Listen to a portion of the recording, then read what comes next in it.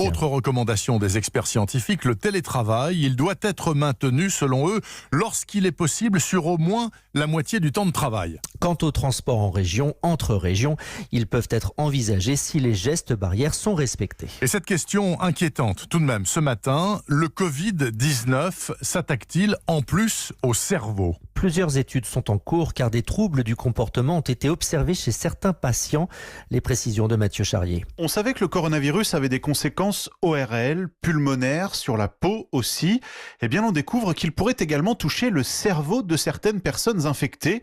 Le neurologue Hervé Vespignani et son équipe ont observé le cortex cérébral de 182 malades du Covid-19 et ils ont découvert chez 28 d'entre eux des encéphalites, c'est-à-dire une inflammation d'une partie du cerveau.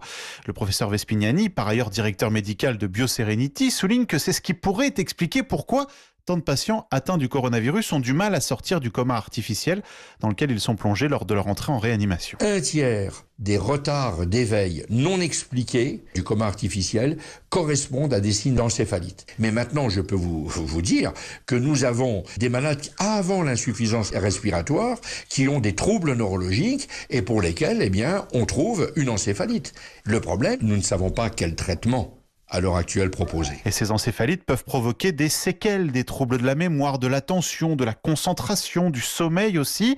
Alors d'autres études sont lancées et pour l'instant, aucun lien n'est fait avec la perte de goût et d'odorat observée chez certains malades du Covid-19. Le bilan ce matin de l'épidémie en France, plus de 22 600 morts, 369 de plus en 24 heures et le nombre de cas en réanimation qui continue de baisser, 4 725.